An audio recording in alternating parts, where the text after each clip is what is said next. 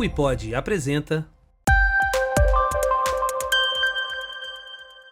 Olá pessoal, Eric Formaggio por aqui, bem-vindos ao Decode, o espaço onde a gente pausa o ruído no mundo digital para decodificar o futuro com quem pensa antes de agir. Já aproveita, dá aquela força, curte o vídeo, se inscreve no canal, ativa o sininho para ser avisado sempre que tiver conteúdo novo por aqui. Antes de começar, sempre aquele recadinho rápido. Me dá uma moral, me segue lá no eric.formaggio no Instagram, me acompanhe também no blog no diariodaciênciadedados.com.br e no meu site pessoal, o ericformaggio.com.br. Hoje a gente vai falar sobre paixão e profissão. Paixão e profissão pode se complementar. Então no episódio de hoje do Decode, eu vou conversar com o Marcelo Moren, ele é músico, guitarrista, e hoje tem uma carreira aí na área de vendas, marketing, e também um grande amigo meu aí de muitos chopes e conversas aí. Moren, cara, um prazerzaço te receber aqui. Bem-vindo ao Decode, esse novo formato aqui do meu canal. É um prazer te ter por aqui para a gente trocar essa ideia. Tudo bem? Tudo bem, Eric, contigo? Prazer é meu estar aqui batendo esse papo contigo. Legal, show de bola. More, vamos começar pelo básico, né? Hoje a gente vai falar sobre trabalho, a gente vai falar sobre música, que é trabalho também.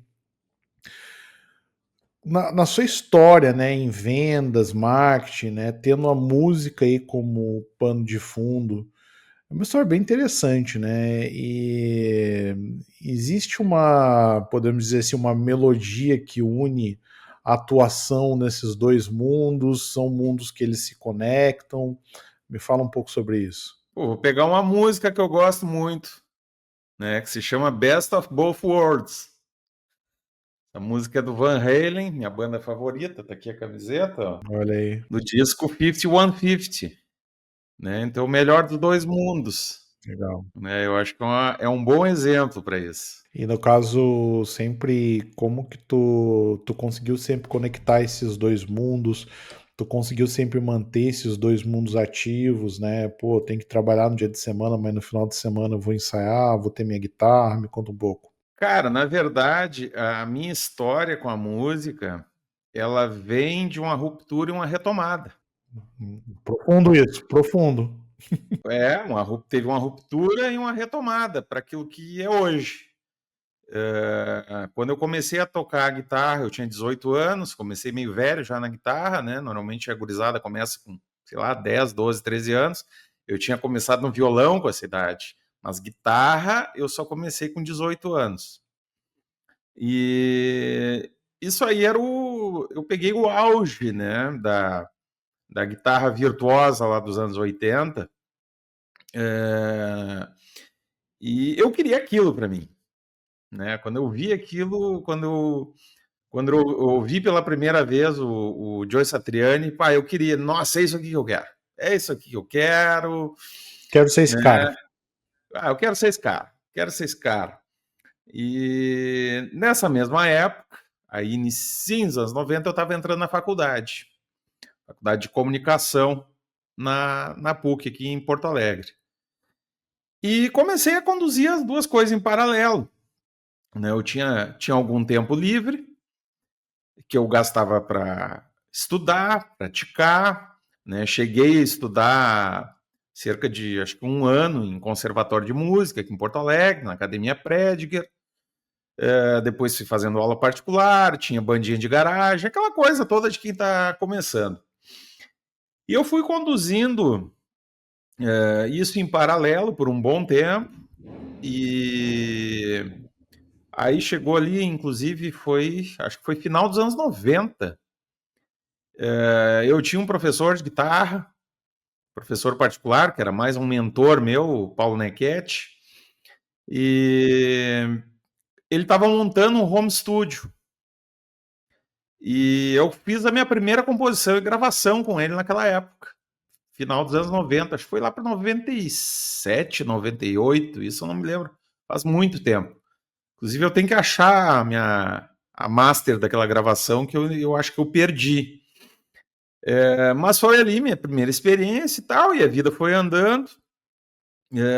Só que, em paralelo a isso, a, a minha meu início de carreira na área de marketing foi acontecendo também, enquanto que na música as coisas não aconteciam na velocidade que eu queria. Por quê, né?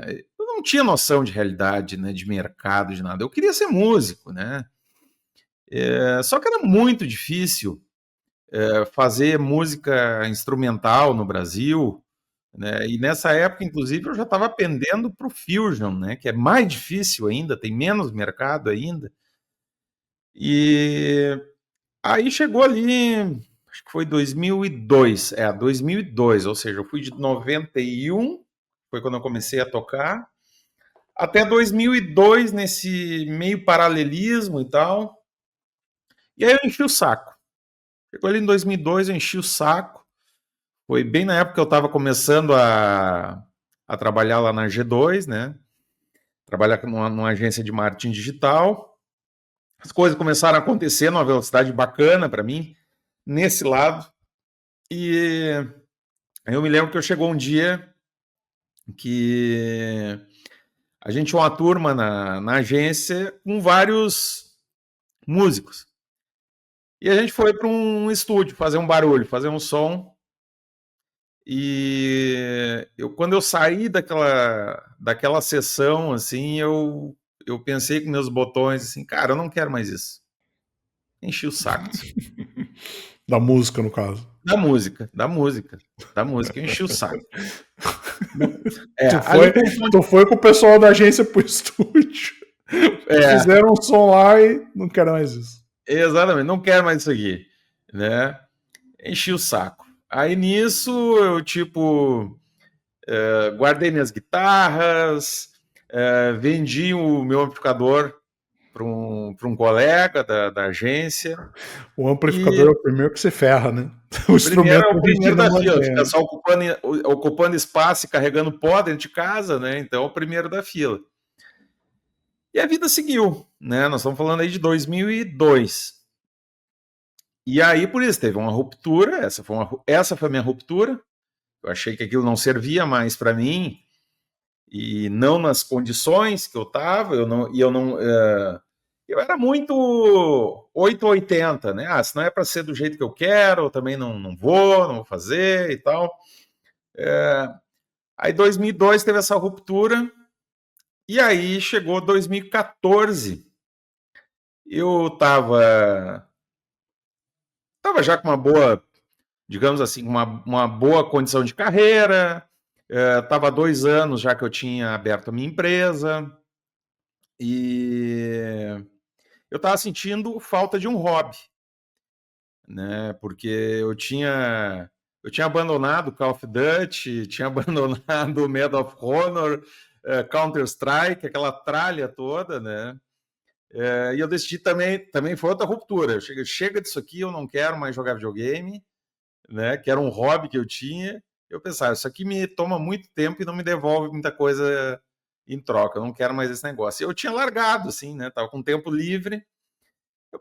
Preciso de um hobby. Aí eu pensei, e se eu voltasse a tocar guitarra? E aí foi o que eu fiz. 2014, eu tirei uma das guitarras da caixa, levei para a oficina lá para um luthier limpar ela, regular, trocar corda e tal. Comprei um equipamento desses portáteis, né, que tu pluga com fone de ouvido para tocar, um processador desse, e foi meu recomeço. 2014, muito de sangue doce, com a visão assim, não, é hobby, bota na cabeça que é hobby. E foi assim que eu retomei. E nessa tua retomada, né? Qual foi a sua maior dificuldade, assim? Porque eu, por exemplo, tenho uma história muito parecida com a sua, assim, entre idas e vindas com a música, né? Inclusive esse baixo que eu tenho aqui atrás, eu comprei ele na pandemia. Acho que foi na época da pandemia, porque na época da pandemia eu pensei a mesma coisa, pô, eu preciso de um hobby, né? Porque tava todo mundo dentro de casa, né? Cada um nas suas casas e tal. Eu falei, pô, tô aqui isolado em casa, preciso de um hobby, né? E aí eu comprei esse contrabaixo aqui, né? Que me ajudou muito nesse período da pandemia. Inclusive, acho que tem até estatísticas aí da indústria da música que foi muita marca de instrumento voltou na época da pandemia, muito modelo de instrumento voltou, porque muita gente teve a mesma ideia, né? E eu lembro que eu comprei esse baixo, tal, voltei a tocar, eu toco contrabaixo entre idas e vindas desde os 13 anos de idade. Eu tô com 45 anos, né?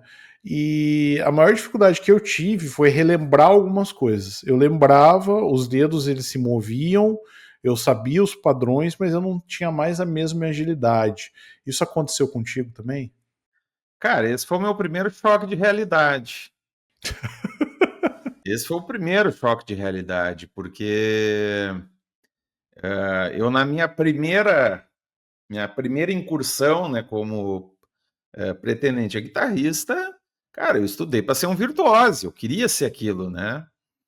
E óbvio que eu não fui um virtuose, nem nos meus melhores sonhos, mas eu também não era aquela desgraça que eu vi quando eu voltei, né, em 2014. Que o cérebro sabia o que tinha que fazer e as mãos não acompanhavam, Não né? acompanhei. E o pior de tudo, né, que para quem toca instrumento de corda, fato, né, é a dor. Né? A dor que tu sente até tu formar os calos novamente, né? Chega com um dedinho de nenê, né?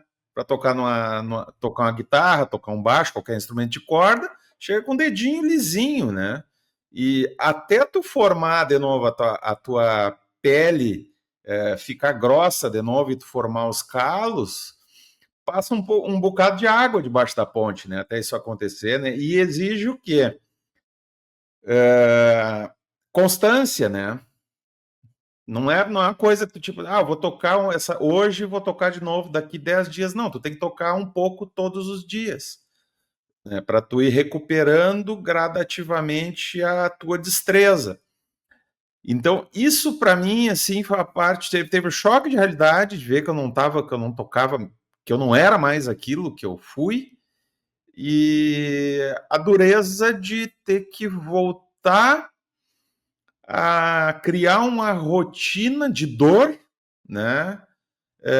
Para conseguir sair do outro lado, né? Tipo como quando a gente entra no mar, tem as arrebentações até a gente chegar em mar aberto, né? Quando tu chega em mar aberto, tá tranquilo, tu fica lá flutuando e tal, de boa. Mas até tu chegar em mar aberto tem uma série de arrebentações, aí tu toma água na cara, cai num buraco, né? Ainda mais aqui no nosso mar, né? Então, essa foi a grande dificuldade que eu tive naquela época. Né? E aí eu tinha que ficar o tempo todo dizendo, calma que é só um hobby, é só um hobby. Né? Então isso foi bem desafiador. E para tua carreira profissional, né, no mercado de marketing, publicidade, vendas, a música ela foi um pano de fundo ou em alguns momentos o teu profissional foi o pano de fundo da música? Como que foi isso para ti? Porque tu citou, né, da época que tu trabalhava na G2, né? Para quem não conhece, a G2 foi uma das grandes agências aqui do sul do Brasil, né? Acho que até do Brasil, né? Foi vendida há alguns anos atrás para o grupo Publicis, Publicista. né? Isso. Publicis, né? Mas é uma grande marca aí que nós temos no Brasil, né? Temos orgulho, né? Saiu aqui do Rio Grande do Sul. E tu trabalhou muito tempo nessa grande agência, né? Montou seu negócio depois e a música ela sempre foi um pano de fundo, então. Cara, a música sempre foi minha companheira, né? Em todos os momentos. Eu nunca deixei de ouvir música, eu nunca deixei de acompanhar o que estava acontecendo na música, não me lembro, teve até um ano. Não sei se tu te lembra, 2015, acho que foi o ano que mais shows internacionais teve aqui em Porto Alegre. Teve muito show. Teve Era muito. show uma semana sim e outra também, né? E eu devo ter ido quase 20 shows naquele ano, né? Eu abri uma rubrica lá dentro do meu orçamento pessoal só para bancar ingresso de show, né? Que eu pensava comigo, cara, isso não vai acontecer nunca mais aqui, de fato, né? As bandas estão acabando, os artistas estão morrendo, quer dizer, tudo tem início, meio e fim. E E quando vieram veio aquela bandas boas onda, né? aquele ano, né? Sim. Meu Deus, cara, 2015, assim, foi um ano maravilhoso, assim, aqui em Porto Alegre, né, que infelizmente está meio fora do circuito nos últimos anos, até por conta da enchente, no ano passado, né, então a música, eu nunca deixei de acompanhar a música, e, e aí teve fases isso, né, porque de 2014, que foi quando eu voltei, a 2019, 18, 19, realmente eu tava só nessa de tipo assim, um hobby muito despretensioso, né? Sim. E tipo assim, é o meu passatempo, sabe? Era um passatempo para mim. E só que as coisas vão mudando, né? A tecnologia vai mudando, aí começou a surgir essas interfaces de gravação, de conexão com o computador. O próprio amplificador que eu tinha comprado, ele tinha conexão direta via USB com o computador. Aí eu descobri um software de gravação que tu podia acoplar e instalar em qualquer PC, né? A gente não dependia mais de Pro Tools, como era nos anos 90, né? Quando eu gravei, imagina a diferença, né? Quando eu gravei a minha primeira música lá no final dos anos 90, o Nequete, que foi esse meu professor, ele comprou um Pro Tools instalado no Mac. Tu comprava o Mac com o Pro Tools embarcado. Tá? O investimento na época era o equivalente ao chamado carro popular, né? Que na época eu acho que era o Corsa, né? Foi o primeiro Ou carro. o golzinho, o Gol 1000. Ele equivalia a um carro popular. Tu comprava o Mac com o Pro Tools embarcado, que era o único, primeiro e único software digital de gravação naquela época, né? Final dos anos 90. Ou seja, estava iniciando uma revolução, mas muito distante da vida do usuário comum, que eu sou um usuário comum, eu não tenho um estúdio, né? Eu sou um usuário Sim. comum. E aí, quando eu percebi a oportunidade de dar um passo adiante, né, que eu vi que, tipo, pô, mas tem tecnologia aqui para simplificar a minha vida, né? Aí eu pensei, tá, mas por que não, né? Por que não? Mas eu fiquei com aquilo, ainda acho que foi 2018. Cara, acho que eu fiquei com o Reaper, que é o software de gravação, instalado mais de um ano no meu computador, sem eu tocar nele, sem eu mexer nele, que não sabia o que eu ia fazer. E aí, 2018, um guitarrista que eu gosto muito, que é o Jan Ackerman, que tocava naquela banda progressiva holandesa, Focus, uma banda dos anos 70. O Ackerman estava lançando um disco solo e ele abriu um concurso, foi no Facebook, em que ele disponibilizou uma backing track de uma das músicas novas dele e abriu para que guitarristas improvisassem e gravassem um vídeo e mandassem para ele.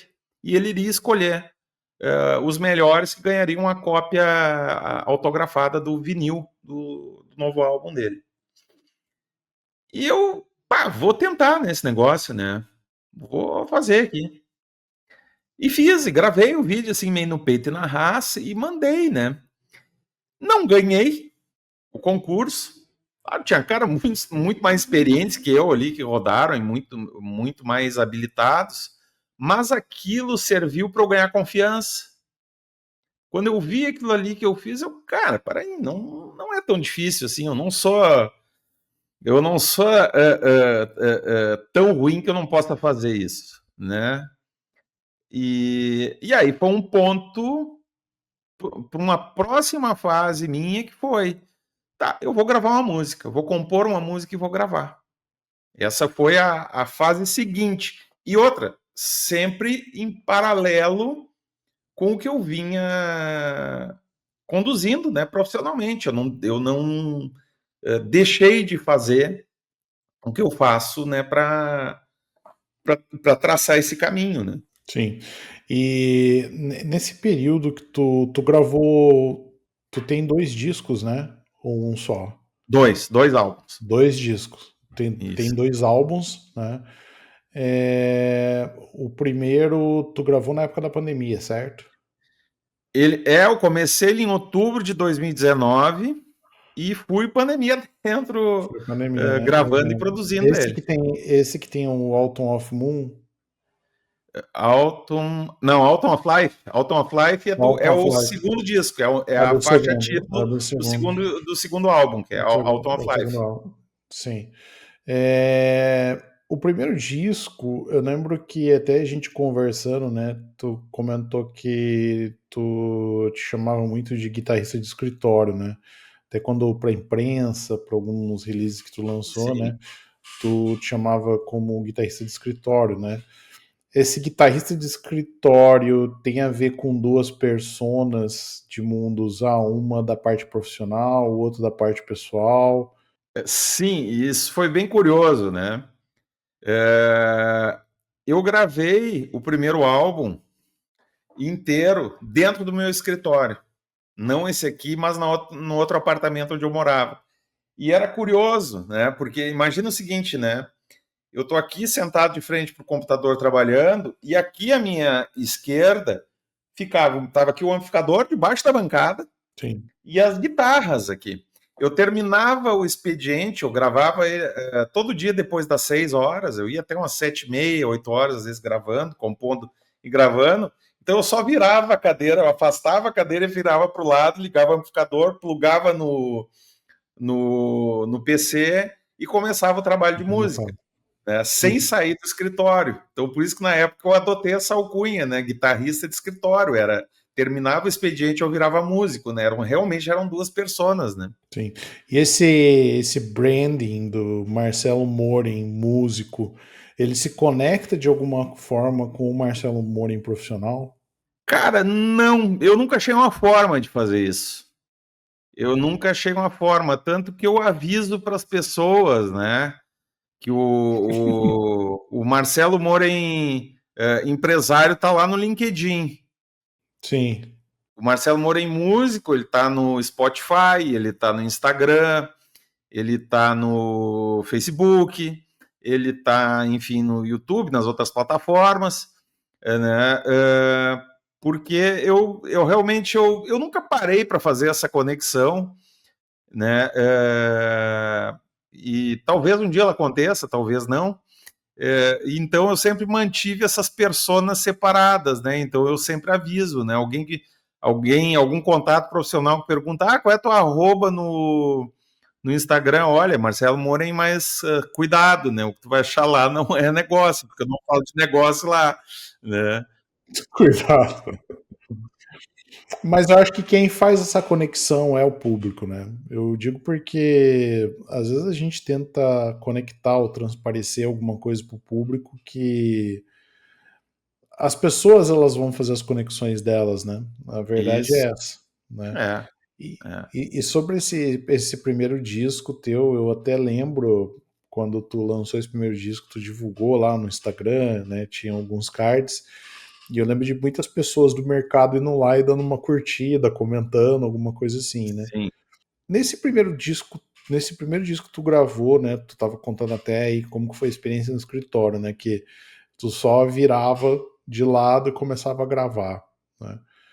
Me fala um pouco desse disco, o que, que te inspirou as músicas desse disco, sobre o que são as músicas desse disco, porque embora sejam músicas instrumentais, elas não tenham letras, né? Elas trazem algum tipo de sentimento, né? Principalmente o sim. cara que é músico, principalmente o guitarrista solo, né? Sobre o que são essas músicas, sobre o que é esse disco e o que que tu quis mostrar através dessas músicas? Certo. Cara, o meu primeiro álbum, né, que ele se chama Never Heard Before, ou seja, nunca ouvi falar, né? Nunca ouvi falar de mim, né? Ninguém Muito me bom, conhecia. muito bom. Essa era a brincadeira, Never Heard Before, nunca ouvi falar nesse cara, né? É, eu queria, antes de mais nada, assim, eu queria, como é que eu vou te dizer, uma espécie de um tributo para as músicas que eu gostava, para os caras que eu curtia, as bandas que eu Legal. curtia, né? eu pensei, eu quero fazer isso, né? Eu quero fazer um disco nessa linha, né? E foi até engraçado, né? Porque quando eu distribuí ele para blogueiros, essa galera de crônica musical, teve um cara que me respondeu, legal o seu álbum, mas ele não tem, assim, nada de inovador, né? E eu, sim, cara, eu escrevi, inclusive, no release, que isso aqui é um tributo, né? Eu não pretendo reescrever a guitarra com esse álbum aqui, né? Eu não pretendo ser o novo Jimi Hendrix aqui, o novo Ed Van Halen aqui, é um tributo, entenda, né? Então, isso foi esse álbum, ele teve essa pegada, né? E tem duas músicas, inclusive, né, que são as últimas músicas do disco. Tem uma música que se chama Kings of Sunset Strip, que eu fiz um tributo pro Ed Van Halen, e teve a outra música que foi The Professor, que eu fiz pro Neil Peart, baterista do Rush. Por quê, né? 2020 foi um ano desgraçado, né? Que além do ano da pandemia, foi um ano que esses dois caras que eram, assim, heróis, assim, de infância e adolescência, para mim, assim, os caras Vários morreram em questão de superstars, meses, né? sim, O vários Neil morreu superstars. no início do ano e o Ed morreu em outubro, né? E aquilo para mim, assim, foi um troço que, assim, que me arrebentou, assim, na época, né? Eu pensei, cara, acabou, né? Acabou música, acabou rock, não quero mais saber disso aqui, assim. Me deixou muito mal aquilo. E aí eu fiz essas duas músicas, assim, pensando nisso, né? Inclusive, se tu ouvir The Professor, tu vai ouvir algumas notas, algumas frases que eu tomei emprestadas do Rush, né? Porque realmente a ideia era essa, né? Então ele foi um álbum que teve muito dessa pegada, assim, de tributo, né? Eu posso pegar música por música e te dizer, olha, essa música aqui, essa parte aqui eu peguei do Black Sabbath, né? Essa música aqui eu peguei do... Cara, é engraçado, né? Eu tenho um quase hit desse álbum, por acaso, que é a minha música mais tocada no Spotify, de todas as minhas músicas. E é uma música chamada Floydiana, que é a segunda música desse álbum. E ela de certa forma, ela tem uma pegada de Pink Floyd, né? Por isso que eu chamei ela de Floydiana. E ela, até hoje, é a minha música que mais toca no Spotify. Né? Não quer dizer que ela toca milhões, milhares, né? Algumas dezenas, quem sabe? Sim. Mas é a minha música que mais toca no Spotify, é a Floydiana. Então, ele foi um álbum todo pensado nessa linha, né? Porque ele foi pensado assim, né? Eu gravei a primeira música, aí eu pensei, eu vou fazer uma segunda. Quando eu fiz a segunda, não, peraí um pouquinho, eu vou fazer um álbum. Eu posso fazer, né? Foram quantas músicas nesse primeiro Ao álbum? todo, ao todo são 11 músicas esse álbum, né? São 11 músicas. E eu gravei ele de 2019 até acho que foi inicinho de 2021. Um ano de gravação. Quase, um ano e meio, quase dois. E sempre nessa rotina. Terminei de trabalhar, virou cadeira, começo a gravar. Exatamente, exatamente. Essa foi a pegada que, inclusive, acabou se tornando um método para mim. Porque é aquela coisa, né, de... Todo mundo fala hoje em dia do famoso 1% todo dia. Sim. Porque esse método de gravação digital, para mim, ele foi muito oportuno, porque eu não escrevo partitura, né? Eu estudei notação musical lá na academia, mas eu não me lembro mais. Eu sei ler os tempos, né? Se me entregar uma partitura, eu sei ler os Sim. tempos. Mas Tu para eu ler consegue as estudar notas, a partitura e tal, mas tu não. eu, Sim. eu preciso da tablatura ainda embaixo dela, porque eu não sei que notas que são ali. Eu sei ler os tempos, né? E eu não sei escrever, né? Nunca escrevi notação. Então, eu literalmente eu compunha e gravava ao mesmo tempo. Eu tinha uma ideia na cabeça, né? Eu tinha e tenho até hoje lá uma pasta de melodias e rascunhos de áudio no meu Evernote. Então eu ia salvando ideias lá e quando eu queria, eu pegava uma dessas ideias, não, agora eu vou transformar isso numa música. E aí diariamente eu ia fazendo os pedaços dessas composições, né? E ia gravando. E aí eu ouvia no outro dia, gostei, não gostei, vou apagar isso aqui, crio uma nova versão, né? Então eu fui fazendo realmente desse jeito, um pouquinho todo dia, né? Nesse período de um ano, né? Nesse hábito, né, de gravar dentro de casa, gravar dentro de casa, a gente estava na pandemia, né? A gente não podia sair de casa, né? Então, tu já unia meio que aquilo que tu precisava fazer, que era ficar dentro de casa, com um passatempo que tu não iria sair de casa, iria fazer alguma coisa que iria te ajudar também mentalmente, né, Sim. psicologicamente. Acho que todo mundo estava em busca disso. Mas no seu caso, tu enfrentou algum desafio nesse período? Porque, pô, uma gravação não é uma coisa muito simples, né? Cara, eu vou dizer assim, é, eu sou autodidata para grande parte das coisas que eu aprendi na vida, né? E música não foi muito diferente disso, e aí gravação não foi nada diferente disso. Eu sou 100% autodidata no que tange processo de gravação. E aí aconteceu uma coisa muito curiosa, né, que é por conta da curva de aprendizagem. Eu tenho que aprender a gravar enquanto eu estou fazendo. Aí o que aconteceu? Quando chegou lá no final das gravações, e eu comecei a ouvir as músicas prontas, eu cheguei, por exemplo, na minha primeira gravação e ouvi um monte de coisas assim que eu não gostei de qualidade de registro. Aí eu pensei, putz, mas o que eu vou fazer com isso aqui? Aí sabe de uma coisa? Eu vou gravar de novo isso e isso aqui. E aí eu tive que refazer uma série de coisas para deixar ela no mesmo nível de qualidade de áudio das demais. Por quê? Porque eu fui aprendendo a fazer melhor nesse um ano. Então, minha qualidade de registro na primeira música já não era a mesma coisa na segunda, nem na terceira, e eu fui evoluindo até um certo ponto. Então, eu acho que isso foi, por eu ser autodidata, foi uma coisa com que eu tive que lidar, né, dentro desse processo. Tipo, olha, as coisas vão sair meio diferentes lá pelas tantas, né? E tu não vai ter muito controle sobre isso, mas seja o que Deus quiser, né? Esse processo de trabalho, ele é mais complicado do que a própria criação? Cara, até tu achar o jeito, é. Depois que tu acha o jeito, que tu entende, né? Porque hoje em dia, tu quer saber de qualquer coisa do Reaper, por exemplo, tu vai no YouTube, né? Tu vai no YouTube, pesquisa, né?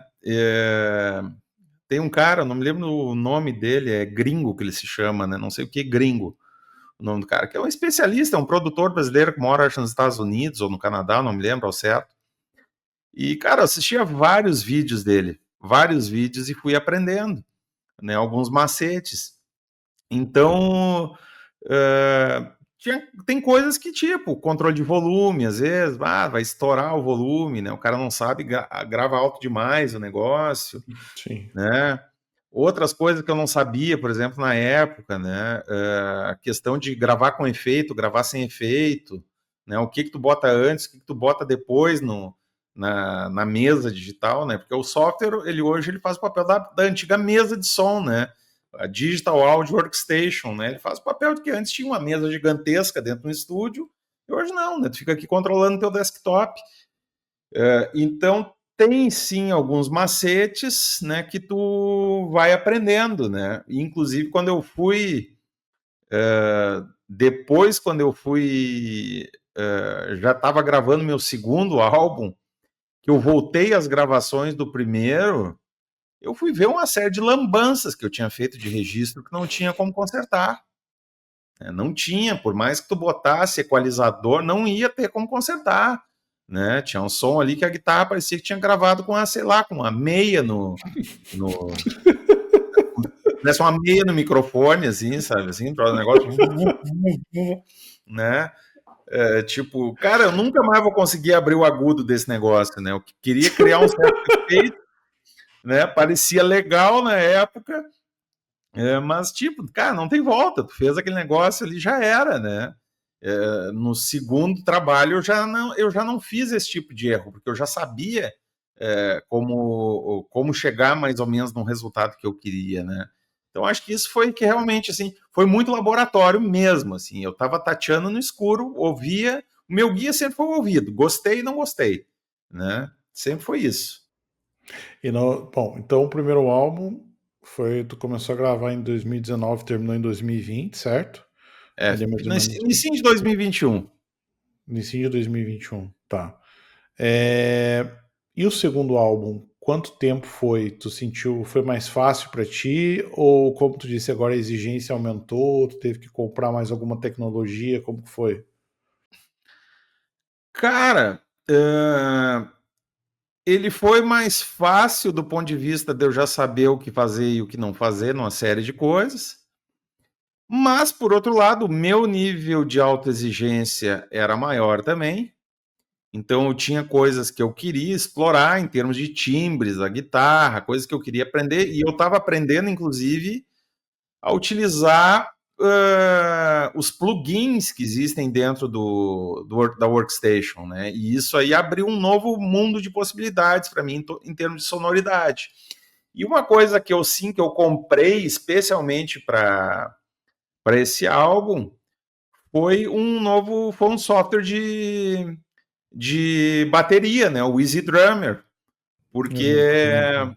o primeiro álbum ele foi gravado com software de bateria gratuito, assim, com as batidas que tinha, com os timbres que tinha, eu peguei, me virei nos 30 e gravei. Aí para esse eu descobri o Easy Drummer, não, para aí, eu vou comprar, né? Vou comprar esse software, porque esse tem uma amplitude assim de sons, de ritmos, de tudo que vai me dar uma liberdade criativa muito maior. E aí eu fiz de fato essa aquisição, fiz de fato essa aquisição para específica para esse álbum, né? Então, e eu acabei levando até acho mais tempo para finalizar. Acho que eu cheguei a quase 2 anos de produção, porque ele foi, do ponto de vista de composição e de gravação e tudo, ele foi um projeto, assim, digamos, bem mais sofisticado, né? Porque eu já tinha aprendido uma série de técnicas e tal, intuitivamente, mas tinha aprendido. Então, não, nesse aqui eu queria fazer uma coisa muito diferente do primeiro, não queria me repetir para o cara lá não dizer de novo que eu não estava fazendo nada diferente, né? Essa foi uma condição que eu mesmo impus. Não, agora Fazer uma eu coisa vou, diferente, né? não vai ter tributo dessa vez, né? Não vai ter nada de tributo. O que sair daqui Só inovação. vai sair a minha cara, né? Vai sair a minha cara. E de fato, né? Ele é um trabalho, ele é um projeto bem mais sofisticado, harmonicamente, né? Ritmicamente, porque eu realmente eu queria explorar novos territórios, assim, né? Então ele acabou me demandando realmente mais tempo, né? De envolvimento. Então foi realmente a curva de aprendizagem lá do primeiro projeto ajudou muito, mas eu acabei precisando aprender coisas novas e fazer coisas novas também, né? Sim. E, Moren, artistas independentes, né, que a gente vê por aí, eles geralmente são muito empreendedores, né? Tu trabalha o seu branding pessoal para vender música, sua marca como artista? Tu chega a fazer isso de alguma forma ou tu só coloca a sua música nas redes e isso continua sendo para ti um hobby para te divertir? Eu não estou dizendo viver de música, mas tu busca trabalhar o teu brand pessoal de alguma forma para música, no caso? Cara, no meu primeiro álbum eu fiz bastante isso, até porque eu tava digamos assim, entrando, né, digamos, nesse mercado. Eu fiz muito isso no primeiro álbum. No segundo, eu tirei o pé, digamos assim. Eu tirei o pé. Fui lá, lancei, Deixou fiz o que acontecer. eu tinha e deixei acontecer. Né? Fui lá, né, enviei para a imprensa, né, press release, fiz o trabalhinho de base, assim, digamos, para lançar o álbum, mas deixei acontecer. Eu deixei acontecer porque tem uma coisa assim que é do meu jeito, que é o seguinte, né? Eu gosto de criar, compor, gravar, finalizar o produto e entrega para o mundo. No primeiro álbum, eu meio que me senti assim na obrigação de tipo, eu tenho que gravar vídeos meus tocando, porque senão as pessoas daqui a pouco vão achar que eu não toco, né? Aquela coisa meio de síndrome do impostor, assim, né? O cara, os caras vão achar que eu não toco, que eu sou uma grande fraude, né? E eu tenho que me exibir, né?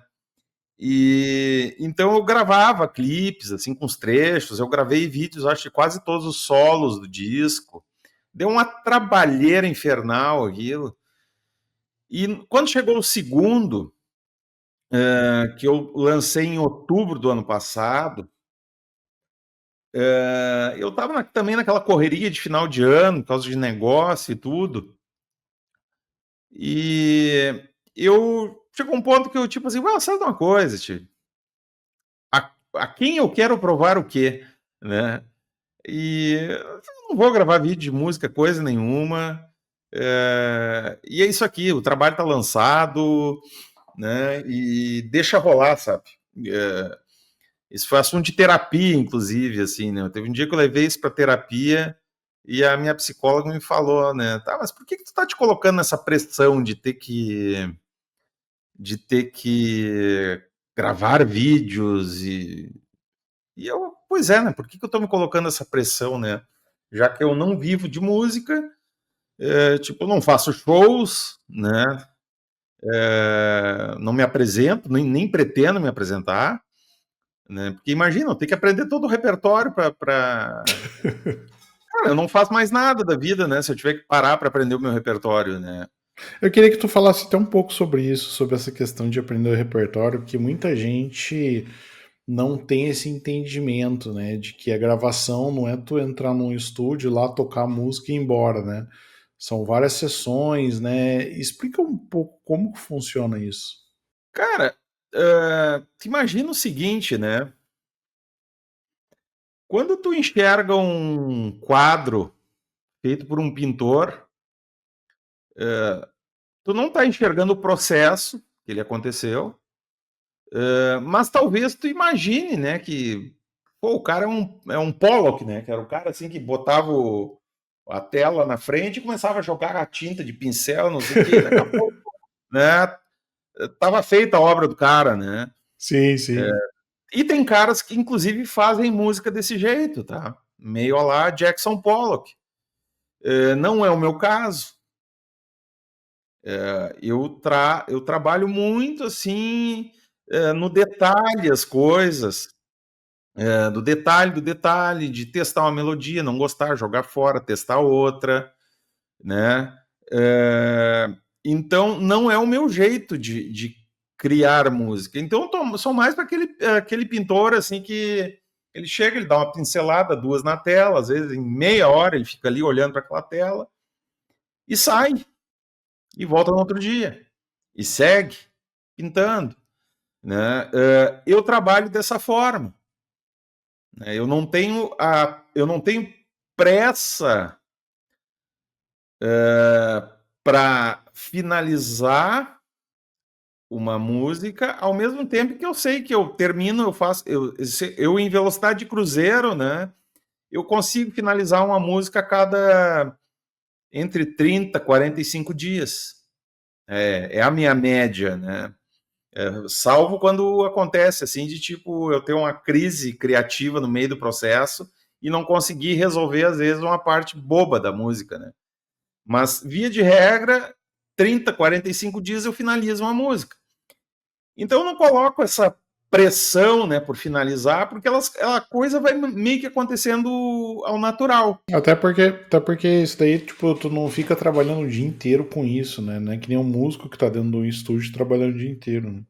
Isso é uma coisa interessante, Exatamente. cara. Eu tava vendo isso daí, as grandes bandas fazem isso também, né? Eu tava vendo, eu não sei se tu lembra da época que o Kiko Loureiro tava no Megadeth, né? Pra quem não conhece, Kiko Loureiro, de uma banda brasileira, fundador do Angra, né? Uma grande banda aí no expoente nacional.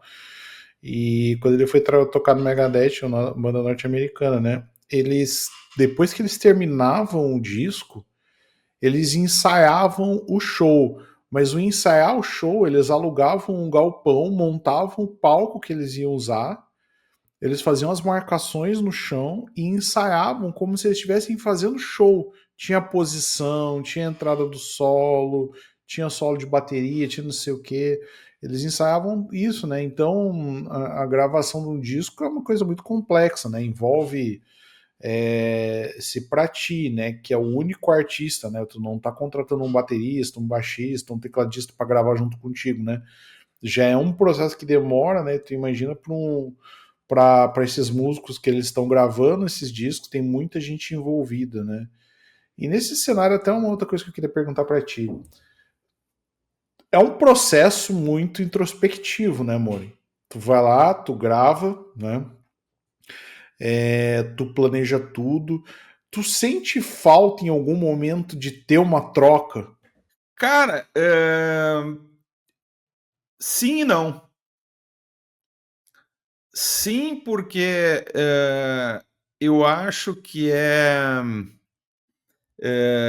deve ser muito rico, né? Eu vou dizer, deve ser, né? Muito rico tu gravar uma composição, um álbum com colaboração de outras pessoas. Deve Sim. ser um processo muito rico. Então, acho que sim, né? Tu tem inputs de outras pessoas, né? E por outro lado, não, porque eu gosto de ficar imerso realmente no processo criativo, de cada nota, de cada, cada fração daquela música que eu estou criando, né? Então, ao mesmo tempo, eu penso, não, pô, seria divertido, por exemplo, pô, se o Eric viesse aqui tocar a linha de baixo aqui, né? Seria legal ouvir o que, que o Tô Eric devendo, tô devendo isso, me senti é, cobrado. Me senti pois cobrado. então, né? Agora tá aqui, né? Cobrado ao vivo aqui, né? Mas eu fico imaginando assim, cara, como é que o Eric será ouviria uma linha de baixo para essa música aqui, né? E porque eu não sou baixista, né? Eu consigo pontuar mais ou menos o que eu quero, né? De que eu gosto de ouvir, mas eu não sou baixista, né? Então acho que isso é o ponto legal dessa de tu ter outras pessoas no processo. Por outro lado, isso não me impede de criar. Porque, de novo, ok, eu não sou baixista, mas eu sei mais ou menos o que eu quero. Né? Eu não vou criar uma linha de baixo aqui do Steve Harris, do Billy Sheehan. Eu não vou, mas eu vou me virar. Né? E até vai ficar legal. Então, eu, eu, eu vejo às vezes as pessoas, né? Tem um cara que é muito perseguido por isso, né? Que é o Malmsteen, né? O Malmsteen tem um negócio que ele é um cara tido como muito sacana e intragável por todo mundo que trabalhou com ele, ou quase todo mundo. E isso é uma coisa. E por outro lado, ele é um cara que ele se enxerga como um compositor erudito, que escreve todas as notas, né, de todos os instrumentos. E na cabeça dele, né, por conta disso, ele não tem que colaborar numa banda, porque ele é o compositor. Ele E vai ele lá é e toca. insuportável também, né? É Ele é um insuportável. cara. Cara, eu vi uma entrevista dele, não me lembro se foi esse ano ou ano passado, no podcast do Rick Beato. E, cara, tava sensacional. Quem não sabia, né, da história do Malmsteen não acreditaria, né, de vê-lo no programa e de como ele estava amigável, né, e divertido naquele programa, né. Mas o fato é que, tipo, ele enxerga a música assim, tipo, eu sou compositor e depois eu contrato os músicos para executar aquilo para mim. Né? Eu não quero que o cara me diga como é que vai ser a virada de bateria, né? Eu não quero que o cara venha me dizer o que ele acha do que deve ser a linha de baixo. Ele não trabalha desse jeito, né? Ele não trabalha. Então, eu, de certa forma, né, eu entendo isso que ele traz, né? De tipo, de ele ser o compositor, porque eu também me enxergo como compositor de tudo que eu faço. Né? Embora eu não toque bateria, né? Eu programe a bateria a partir de um software, mas eu estou programando a partir daquilo que eu gosto de ouvir. Então, assim, eu acho que é muito legal, né, tu poder colaborar, e acho que, inclusive, né, para pegar um exemplo, né, os melhores trabalhos do Malmsteen, para mim, são aqueles que ele tinha uma banda de verdade tocando com ele, né, que são os primeiros álbuns dele, né, os 2 primeiros em especial, e acho que depois dali ele foi lomba abaixo, né. Então, eu acho que é isso, sabe, assim, acho que tem prós e contras as duas situações, né. Sim, com certeza.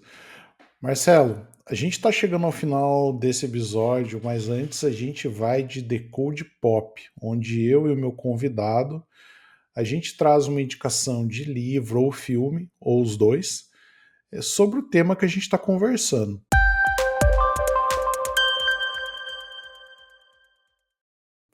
Eu já sei o meu filme, eu tô torcendo para tu não copiar, para tu não roubar o meu filme, tá?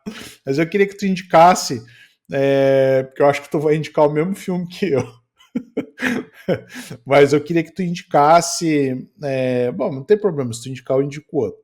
Mas eu queria que tu indicasse um filme, ou livro, ou os dois relacionado ao tema que a gente está conversando hoje, que é música, marketing, publicidade e tudo mais. Cara, eu não vou te sacanear, então eu vou indicar um livro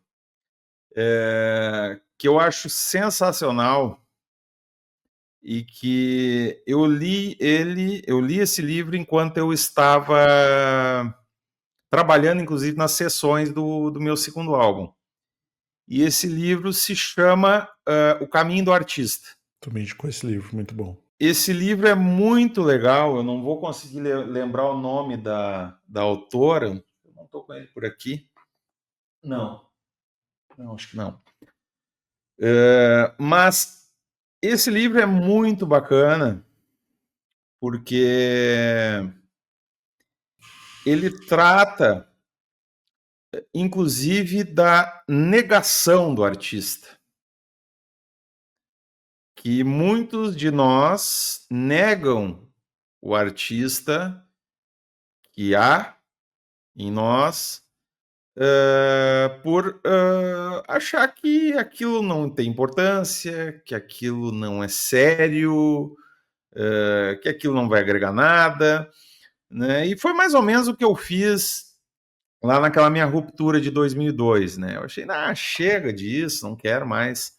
Tipo assim, né? Sonho outro sonho, porque esse sonho acabou, né? E, na verdade, esse livro, ele mostra pra gente o contrário. Que sim, é possível, tu não precisa abrir mão das coisas, sabe? Eu não precisei abrir mão do meu negócio para gravar dois discos. Não precisei em momento algum, era uma questão de conciliar, de saber como conciliar isso, né? Gostaria de ter aprendido isso há 20 anos, né? Talvez eu não tivesse largado tudo naquela época, né? Tivesse achado uma forma de conciliar interesses. E esse livro é muito bacana porque a gente vai trabalhando isso, né? Tem uma série de exercícios práticos para isso, assim. Então, é um livro que eu recomendo, acho que para qualquer um, né, que teve lá a sua veia artística interrompida em um determinado momento e especula, leva em conta a possibilidade de voltar a isso, né? E eu acho que isso está muito em alta hoje, né? Se fala muito em carreiras múltiplas, né? Hoje em dia, né? A gente não é eu não sou o meu trabalho, né? Esse é o ponto, né? Eu não sou o meu trabalho, eu não sou a minha empresa, eu não sou a minha profissão, né? Eu posso ter o meu negócio e ser um empresário lá num consultor de vendas lá no LinkedIn, e posso ser um guitarrista no Instagram e tá tudo bem, cara. Eu penso dessa forma, né? Então acho que esse livro eu super recomendo. E filme? Cara, filme. Cara, olhando assim, música, né?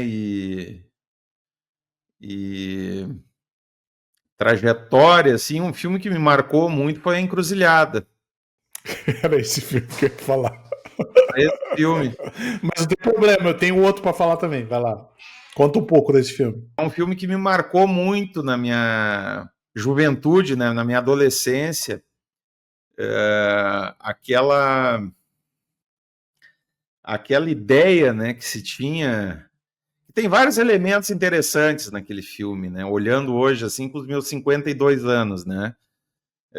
Tem a jornada do herói, né? O nosso jovem lá, não me lembro o nome do Daniel San. personagem lá O ator que fez é o ator que fez o Daniel San do Karate Kid. Isso, Muita gente conhece, para mim ele sempre vai fazer Ralph Marino, sei lá o nome dele qualquer. Mas eu não assim, sei, eu não é lembro legal o porque nome dele. todo mundo conhece esse ator por causa do Karate Kid. Né? Para mim ele sempre vai ser o Karate Kid, né? Ele sempre foi. Só que, tipo, cara, ele fez outros filmes muito bons e ninguém conhece ele por esses Ninguém filmes. conhece, né? Inclusive a Encruzilhada, que, cara, é um baita de um filme, exatamente. Exatamente. Então, ali a jornada dele, né? Ele sai em busca do blues, né? Ele foi um cara educado em violão clássico lá na Juilliard, né? Que é uma das escolas de música mais tradicionais dos Estados Unidos.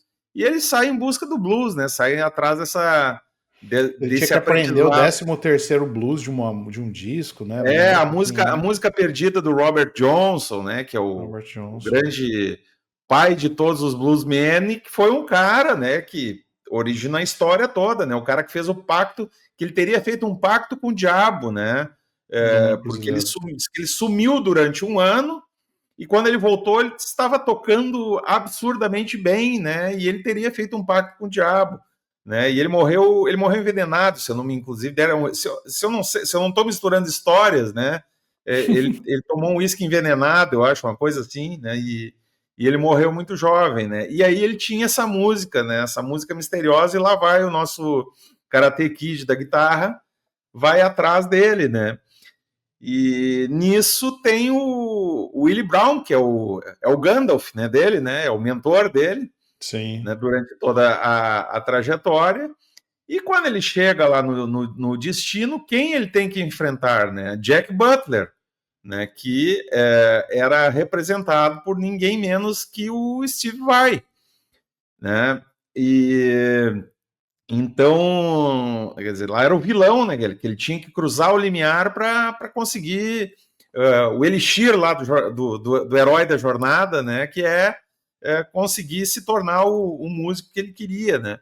Então eu acho esse filme muito bacana, pela história, ele me marcou muito, né? Me marcou demais pelas presenças que tinha, né, no filme, não só do Steve Vai, né, mas muita gente não sabe, todas as passagens de blues que tem na trilha sonora foram compostas pelo Ry Cooder, né, que é um guitarrista de blues americano, né, e eu, inclusive, eu tinha o disco da trilha sonora do filme. Esse cara fez trilha de vários filmes, né, e então, assim,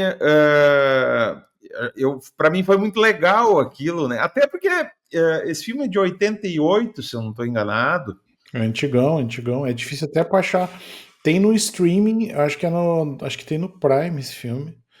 Eu comprei ele há um tempo atrás, porque, cara, muito bom. É muito bom. E eu não sei se tu já viu Eu comprei pra Pri assistir, que ela não tinha visto Ela não tinha esse visto. filme. Não conhecia esse filme. Cara, e tem Cara, no YouTube tem de tudo, né? Eu vi esses dias um vídeo de um guitarrista que ele pegou todos os movimentos do Karate Kid lá na guitarra e tocou, mostrou como esses movimentos soavam de fato. E não tem nada a ver com a música. É muito Nada a ver. engraçado.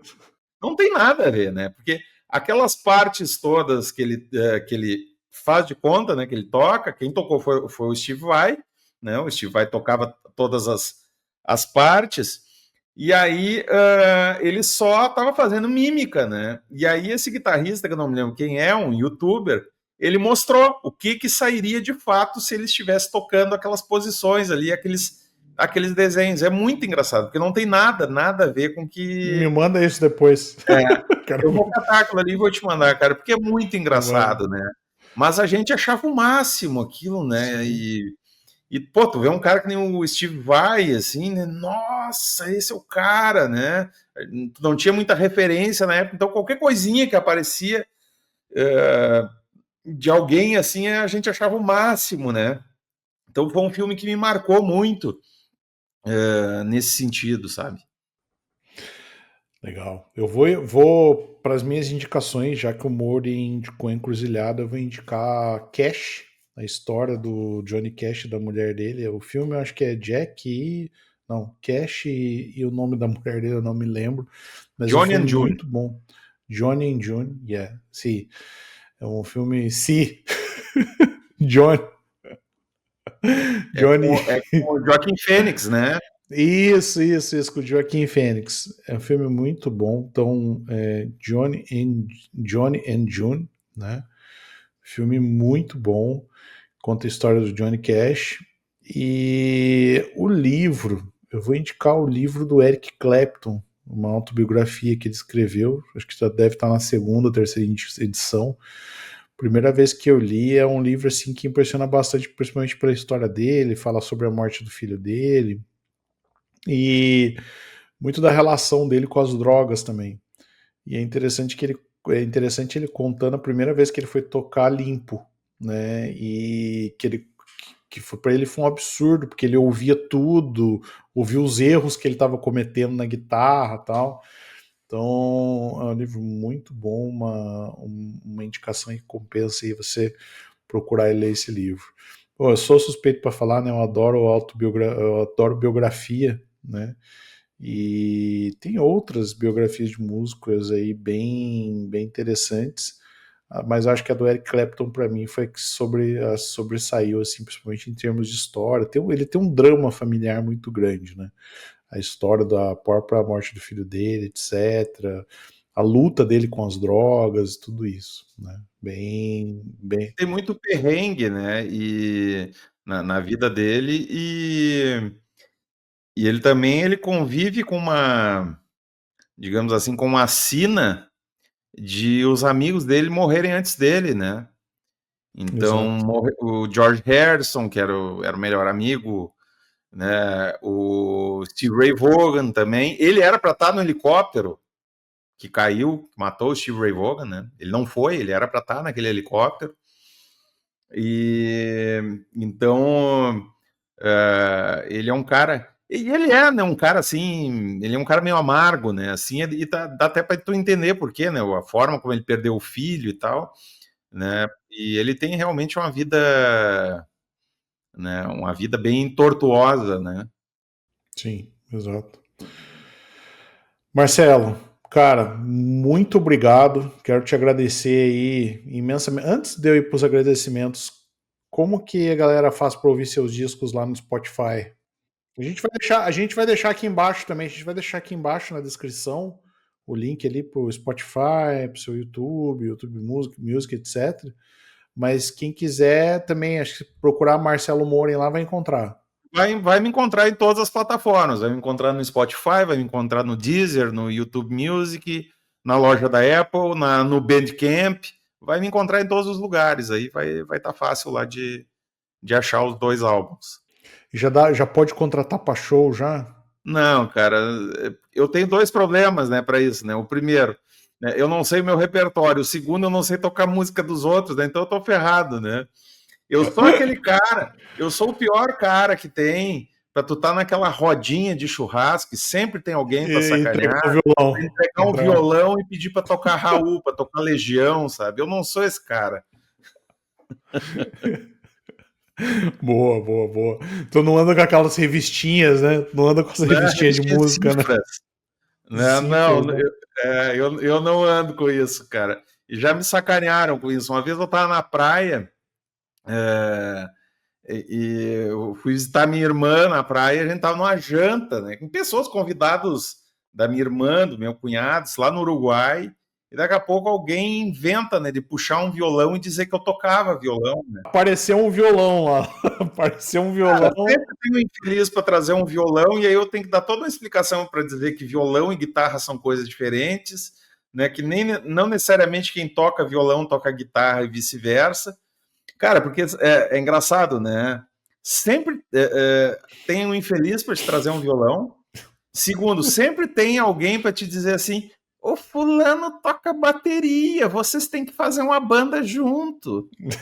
Sempre tem alguém para dizer isso aí, e sempre tem alguém de, vem fazer um showzinho para nós, né? Vamos fazer um show lá na festa da firma, né? Então, o cara sempre tem disso, né? A gente tem que conviver com isso, né? Sempre, né? As pessoas acham que a gente é tocar disco, né? Que é só botar isso aí, sair tocando música, né? É, isso aí, Mone. Eles acham que a gente vem com uma playlist fábrica, né? O guitarrista, playlist, exato. ele vem com uma playlist. Legião, sabe tocar Legião. Raul, tem que tocar Raul, né? Exatamente. More, cara, obrigado, cara, por mais esse bate-papo aí, tu sempre dando uma força no programa. Aí a gente já fez uma live, né, antes desse programa, antes de começar os podcasts, a gente fez uma live para falar sobre outro tema. Hoje eu te chamei para a gente falar um pouco sobre música, sobre a sua carreira aí na música. Eu quero te agradecer imensamente aí pelo seu tempo, por ter compartilhado com a gente um pouco da tua história, sua paixão, que é a música, né? E para que inspirar também pessoas que tenham sua carreira no mercado, né, no mercado de publicidade, marketing, tenham vontade de tocar um instrumento, alguma coisa assim, toca um instrumento, né, sem compromisso, não precisa ser nada, né, profissional para poder construir ali um pouquinho e ter um pouco de diversão aí através da música também. Morin, cara, brigadão, cara, as portas do programa ficam abertas para ti aí, tá bom? Obrigado, cara. Eu que agradeço pelo convite. Sempre um prazer conversar contigo, falar de música, então é melhor ainda, mais divertido, né? E eu acho que é isso, cara. As pessoas, a vida é curta demais para a gente deixar de fazer o que gosta, né? Então eu acho que se a gente tem vontade, né, de fazer música, de escrever, de pintar um quadro, cara, tem que fazer. E quem quer dá um jeito, né? Exatamente. Quem quer sempre dá um jeito. A gente não precisa se comparar com os outros, né? É só fazer. Isso aí. E para você que ouviu até aqui, não esquece de seguir o Decode no Spotify, Deezer, Amazon Music, Apple Podcasts, YouTube e YouTube Music também. Nos vemos no próximo episódio. Um grande abraço, até lá.